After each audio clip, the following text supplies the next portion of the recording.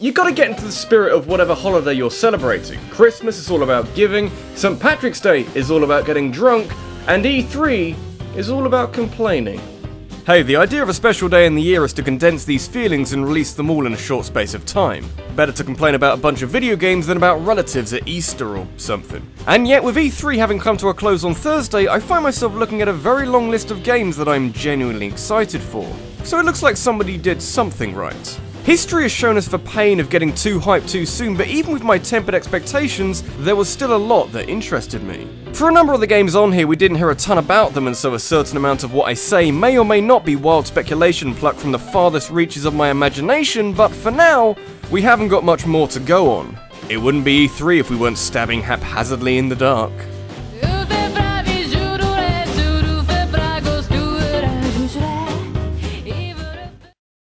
Some of the E3 conferences were easier watches than others. Sony's, for example, had a fucking orchestra, actually got on with showing games, and had Hideo Kojima swinging his giant Japanese testicles around on stage.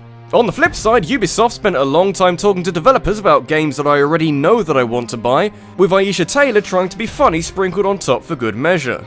Also, there was dance. But in the midst of all this lethargy, we got more info on a game that turned up last year that caught my attention. Partly because of the game itself, but mostly because of the beard on the guy who talked about it. You can trust that beard with anything. Video games are all about letting you live out your craziest fantasies. If you want to drive off a zombie outbreak from inside a shopping centre, sure. If you want to burn things in a fireplace all day, sure. If you want to fight Vikings and knights as a samurai, you go right ahead, good sir!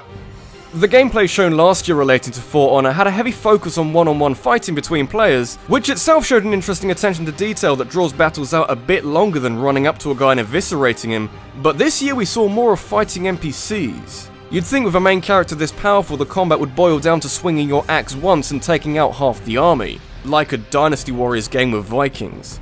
And yet, it looks like there's some real weight behind these swings. Maybe you can tone down the difficulty if you want to feel even more powerful, but I like the idea of having to work a bit to stick an axe in someone's midriff. And away from that, the aforementioned dueling with another player looks pretty amazing. This evil warlord Apollyon can take a seat for a bit. Got some samurais to decapitate.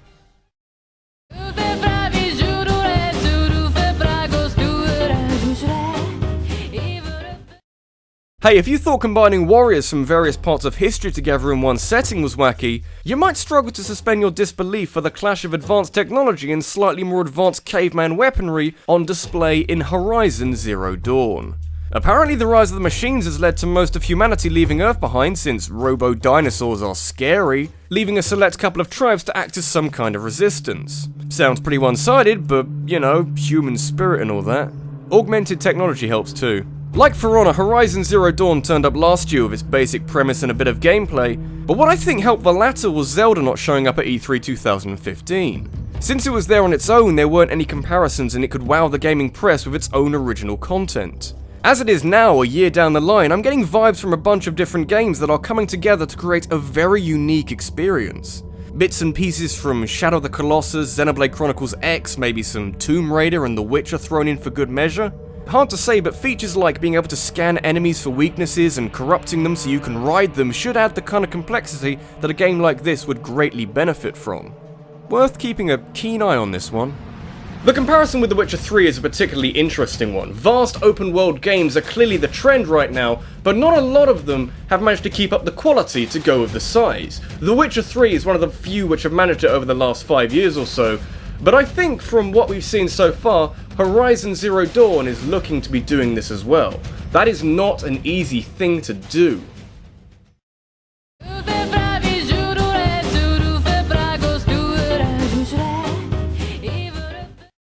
As a massive fan of Bioshock, I have an affinity for any game where there's something hidden under the surface, where the true nature of the game takes a little while to rise to the top.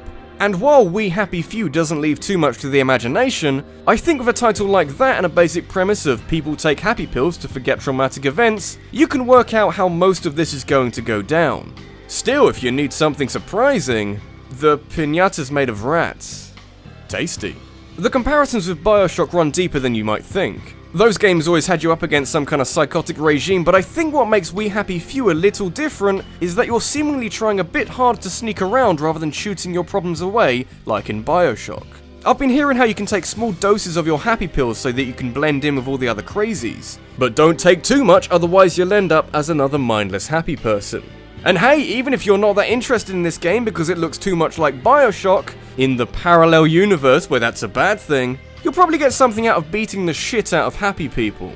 Someone's got to do it. I will be the hero the world needs.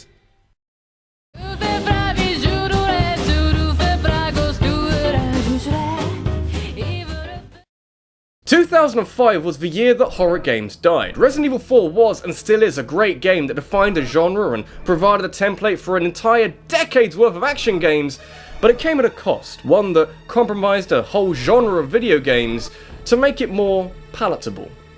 I mean, I guess that works. You might be abandoning the slower, deliberately paced thrills of old-fashioned horror, but you're replacing it with something that more people are going to want to play year on year. Despite this, there was a ray of hope last year when PT graced our screens. A real throwback to traditional horror which showed that the genre isn't completely dead.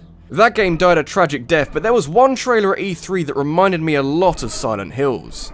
And that is one hell of a good thing. Resident Evil 7 was this year's curveball.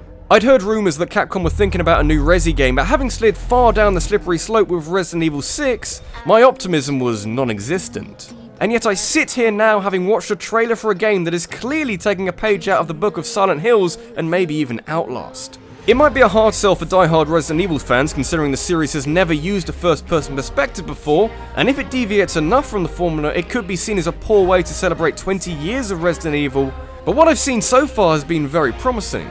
Maybe in time we'll come to miss the campy Resident Evil games, but if we're trading that out for calculated horror, you won't find me complaining. First-person horror is scarier anyway.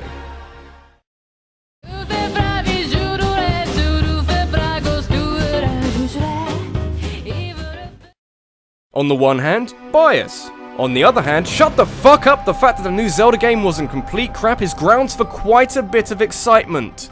Eyebrows were understandably raised when word got out that Nintendo were putting all their eggs in a Zelda-shaped basket for E3, and even now I think there's better ways of showing the game that doesn't alienate everyone who doesn't give a shit about Zelda, but I can say with some confidence that Legend of Zelda Breath of the Wild shut down those fears pretty conclusively.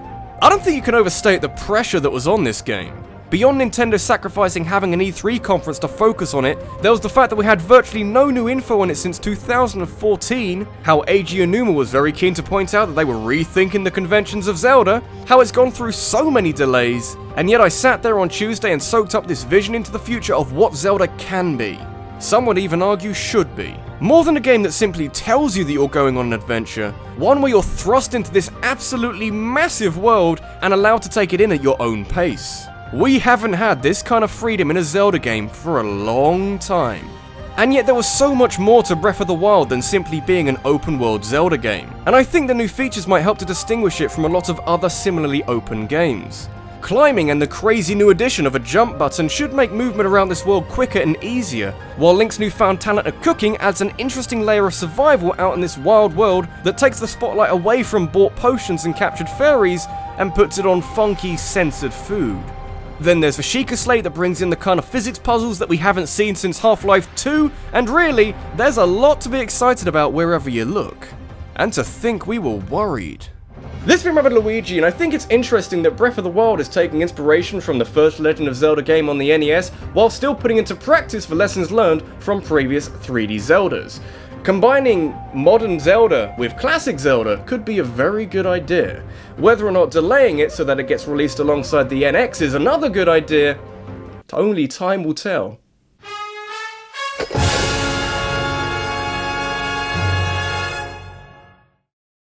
Got a topic that you'd like me to discuss in a countdown? Leave a suggestion in a comment below and head over to my Twitter where I'll be holding a vote to decide the subject of the next countdown based off the best of your submissions. Thanks for watching guys, and I'll see you in the next one. Hey guys, hope you liked that. Never done a list like this. It was a lot of fun watching the live streams and slowly building up the video as we heard more about each game. Would love to do it again next year, but given the choice, I'd prefer to be there in person. Anyway, if you want to hear how I put these videos together, specifically the editing process, make sure you check out my Patreon where I'll be making a basic editing tutorial at some point during the week. Trust me, it's a lot easier than it looks. And if it looks easy, I guess I need to try harder. Every clip will be under a filter next time.